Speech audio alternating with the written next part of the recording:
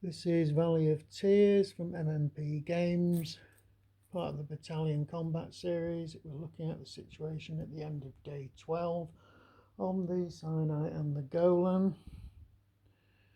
Start off with the Golan because this is where most of the action has taken place. The Israelis are powering ahead here. Their big problem is most of their units are highly fatigued now. They've only got 4 units on the Golan, and they're all 3 of them at level 3 fatigue. One, which is a very small elite power unit brigade, is actually at fatigue 1.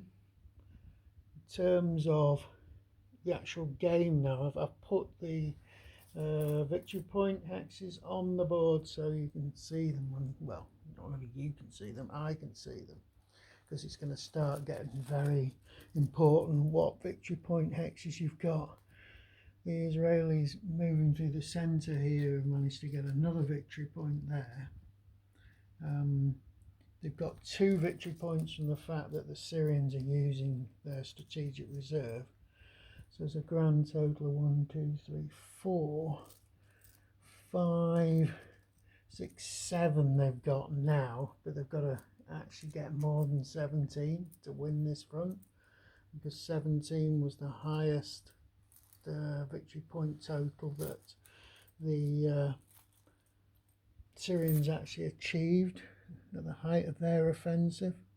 There's a couple of easy victory points they can pick up there, and there's quite a few round about within about 4 or 5 hexes of where the Israelis are at the moment. Most of the fighting has been up north with the Israelis finally getting this division moving. They managed to punch a hole through the middle here as well now.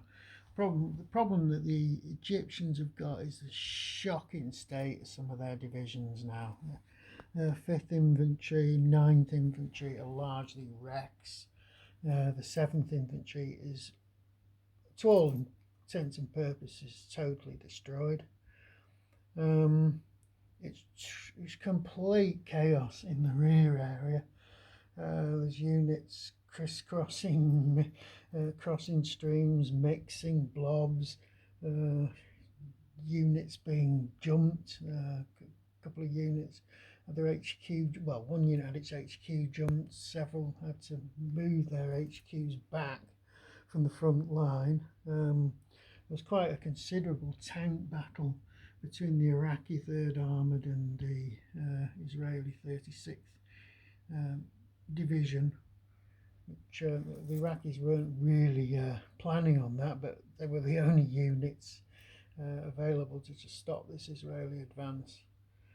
So all in all, yeah, the Israelis are making good progress, but whether they can hit well, more than 17 points to actually win the Golan, I don't know. The thing is, the Syrians have only got 1 unit of off-board strategic reserves. Now there are a couple more units that can come in on reserves. There's I think there's a Syrian unit, not a Syrian unit. I think there's definitely an Iraqi division. I think there's an Iraqi brigade. Now, looking at that, there might be 3 other sort of brigades available as reserves. So it's going to be a close one thing even on the Golan. We go over to the Sinai, 3rd Army front, largely quiet, both sides really in defensive positions, apart from a little Israeli attack in this area. But the Israelis have got to consider launching full-scale attacks soon, because yet again they are losing this slightly. So it's 1, 2, 3, 4, 5, 6, 7. They've only got 7 victory points against the Egyptians, you've got 1, 2, 3, 4, 5, 6, 7, 8, 9, 10, 11, 12, 13, 14. So it's not looking too clever for the Israelis. The problem is a lot of Israeli units are taking a bit of a battering here. It's whether they can actually. They've pretty much got the army with low fatigue, so it's in a position to attack. They just need to get some. If they could get some actual replacements to build in, if they could get a decent level of replacement to bring on 4 or so new units, it would help, even if they're only 1-step units. What the Egyptians have done around here, they're pulling the 3rd Tank Brigade out of the line to use that as a mobile reserve in this area, because they've also got this shattered 25th Tank Brigade, which they're going to use to make a run on that Israeli victory point hex there, because it's pretty much undefendable.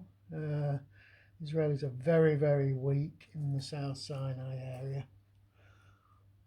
They'll be able to hold on to that victory point over there, but they're not going to be able to hold on to that one. In terms of main front, it's a bit quiet again around Chinese farm. Really, the Israelis are sort of run out of steam a bit.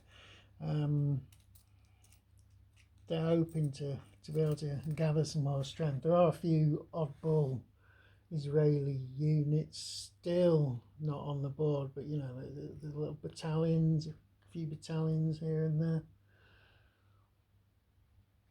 But there is one Israeli division.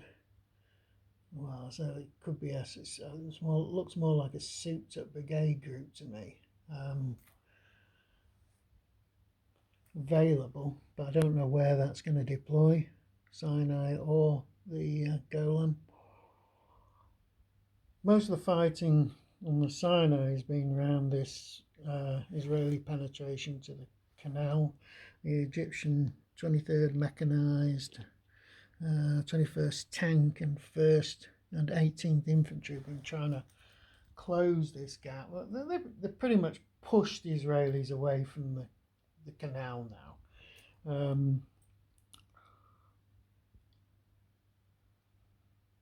The Israelis, they're putting up a bit of a fight. They've got a brigade group and a sort of 274th Armoured, which is really just a glorified brigade, struggling in their area, and they've got support from the 275th Territorial Brigade, but that's pretty badly damaged as well now.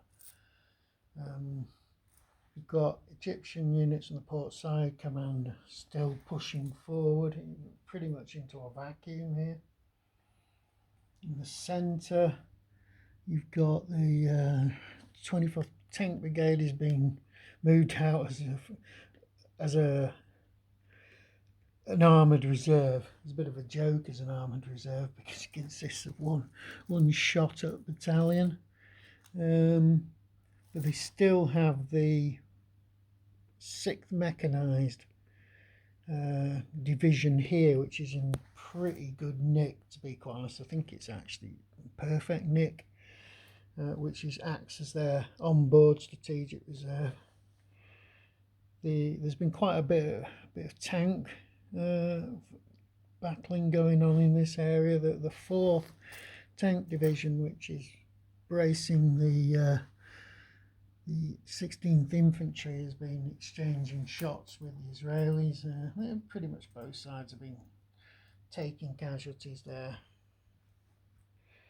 So I would say it's looking more, certainly the Sinai is definitely looking more in favour of Egypt, but the Israelis really, if they decide to go for it and make a massive offensive, they're going to break through somewhere. But time is ticking away now. We're over halfway through the game. It's only 3 turns before a potential ceasefire comes into effect. And that's it.